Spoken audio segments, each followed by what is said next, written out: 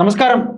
സംസ്ഥാനം രണ്ട് തെരഞ്ഞെടുപ്പുകളെ അഭിമുഖീകരിക്കേണ്ടി വരുന്ന ഈ അവസരത്തിൽ ഭരണത്തിലിരിക്കുന്ന പാർട്ടിയുടെ CPM-ന്റെ അടുത്ത് വരാൻ പോകുന്ന തെരഞ്ഞെടുപ്പുകളിൽ ആരെ മുന്നിൽ നിർത്തി പാർട്ടി വോട്ട് തേടണം എന്ന ചോദ്യം ഉണ്ടായി വരുന്ന ഈ അവസരത്തിൽ പിണറായി വിജയനെ വീണ്ടും മുന്നിൽ നിർത്തി ഇടതുപക്ഷം വോട്ട് തേടണം എന്ന് പറയുമ്പോൾ ഈ പറയുന്ന അവസരത്തിൽ അവരുടെ ഒപ്പം LDF-ൽ ഒരു വേള ആ മുന്നണിയിൽ നിൽക്കുന്ന CPI എന്ന സംഘടനയുടെ ജില്ലാ സമ്മേളനങ്ങൾ നടക്കുന്ന അവസരത്തിൽ ഇന്ന് ഇപ്പോൾ മലപ്പുറത്ത് ജില്ലാ സമ്മേളനം കഴിയുമ്പോൾ ജില്ലാ സമ്മേളനത്തിൽ CPIയുടെ മലപ്പുറത്തെ ജില്ലാ സെക്രട്ടറി അവതരിപ്പിച്ച റിപ്പോർട്ടിൽ പറയുന്നു, മലപ്പുറത്ത് CPM തെരഞ്ഞെടുപ്പിന്റെ ചുമതലകൾ നിർവഹിക്കാനായി കണ്ടിരുന്ന വ്യക്തിയായ M സ്വരാജിനെ എന്തിന് മത്സരിപ്പിച്ചു എന്ന ചോദ്യമാണ് അവർ ചോദിക്കുന്നത്. തെരഞ്ഞെടുപ്പ് ചുമതലകൾ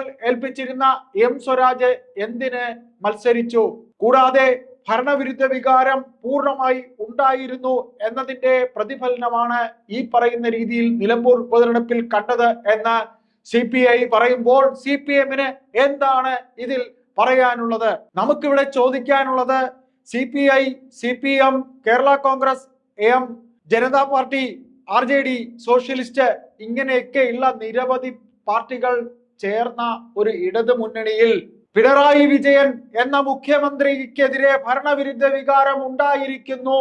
ആയതുകൊണ്ട് അദ്ദേഹത്തിന് മുഖ്യമന്ത്രി സ്ഥാനാർത്ഥിയായി നിർത്തുന്നതിൽ ഞങ്ങൾക്ക് താല്പര്യമില്ല എന്ന് പറയാൻ ഘടകകക്ഷിയിൽ ആർക്കുണ്ട് ധൈര്യം? ഘടകകക്ഷിയിൽ ആരുണ്ട് പറയാൻ? ആര് പറയും? എന്തിനീ പിണറായിയെ മുന്നിൽ നിർത്തണം എന്ന ചോദ്യം ചോദിക്കാൻ ആരുണ്ട്? ആർക്ക് കഴിയും? ആർക്കും കഴിയില്ല.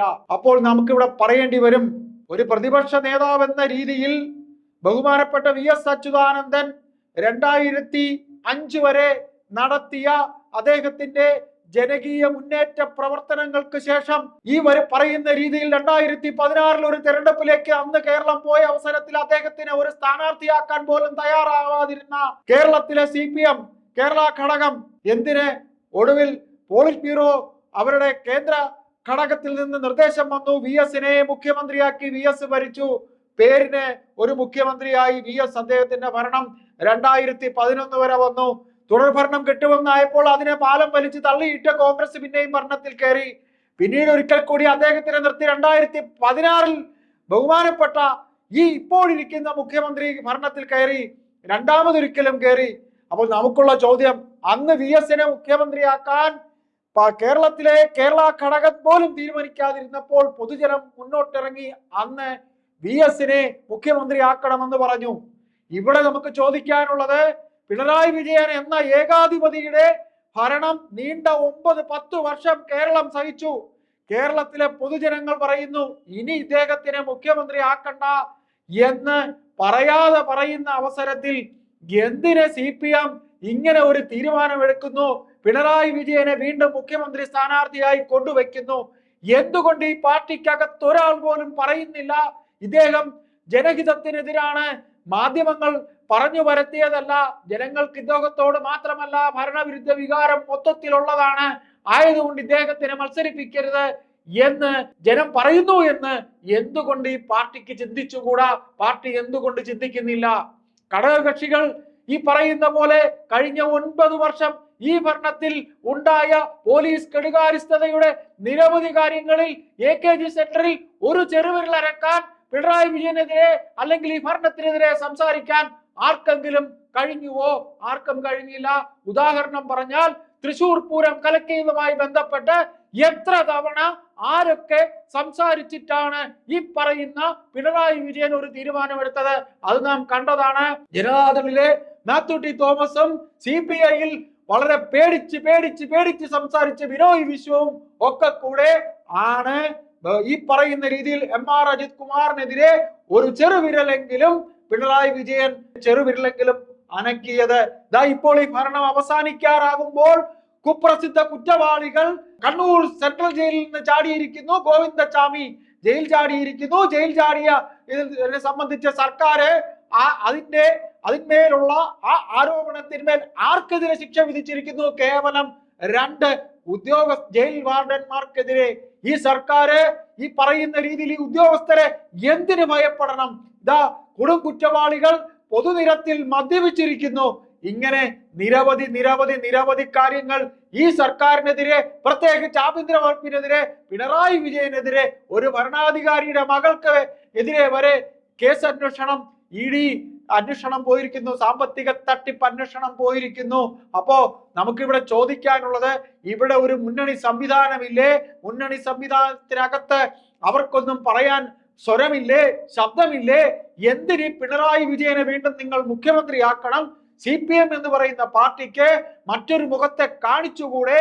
ഒന്നാമതേ ഭരണവിരുദ്ധ വികാരമാണ്, രണ്ടാമത് ഈ ഭരണത്തിന് അദ്ദേഹത്തിനെ കാണുന്നതേ ജനങ്ങൾക്ക് താല്പര്യമില്ല, പിന്നെ എന്തിന് ഇദ്ദേഹം മത്സരിക്കണം എന്ന് ചോദിക്കാൻ നിങ്ങൾക്കെന്തേ ശബ്ദമില്ലേ?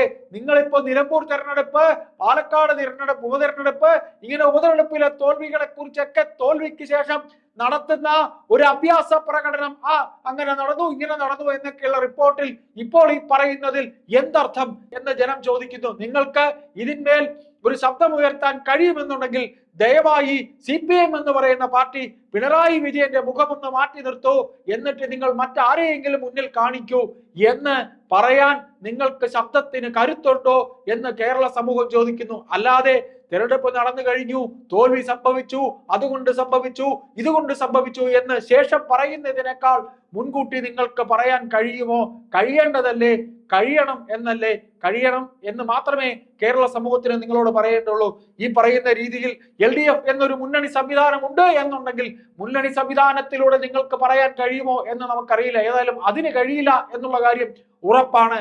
എങ്കിൽ പറയാതെ എങ്കിലും പറയണം എന്നൊരു അപേക്ഷ മാത്രമാണ് കേരള സമൂഹത്തിന് പറയാനുള്ളത്. ഇനിയും ഈ പറയുന്ന രീതിയിൽ നിങ്ങളുടെ റിപ്പോർട്ടിൽ തന്നെ CPIയുടെ ഈ കഴിഞ്ഞ ദിവസം കൊല്ലം സമ്മേളനത്തിൽ പറഞ്ഞ റിപ്പോർട്ടിൽ പറഞ്ഞ പോലെ ഒരു മുഖ്യമന്ത്രിക്ക് ഇത്രയും പാരാവാരങ്ങളും ഇത്രയും അകമ്പടിയും ഇങ്ങനെയുള്ള എല്ലാ ആഡംബരങ്ങളും വേണോ വേണ്ടയോ, ഇങ്ങനെയൊക്കെ തന്നെ ആവശ്യമുണ്ടോ എന്നൊരു പുനർചിന്തനം CPM-ഉം അല്ലെങ്കിൽ പ്രസ്ഥാനം വേണോ ഭരണം വേണോ എന്ന കാര്യം ഇരു പാർട്ടികളും CPI-യും CPM-ഉം ചിന്തിക്കണം. പിണറായി വിജയൻ വേണോ, മറ്റൊരു മുഖം വേണോ ഈ തെരഞ്ഞെടുപ്പിൽ ഇടതു മുന്നണിക്ക് എന്ന് ചിന്തിക്കേണ്ടതല്ലേ? നിങ്ങൾ ചിന്തിക്കണം എന്നാണ് കേരള സമൂഹത്തിന് നിങ്ങളോട്, ഈ രണ്ടാമത് നിൽക്കുന്ന മുന്നണിയോട്, CPI-യോട്, നിങ്ങൾ CPI നിങ്ങളുടെ വലിയേട്ടനായ CPM-നോട് പറയാതെ പറയണം എന്ന് മാത്രമേ പറയാനുള്ളൂ.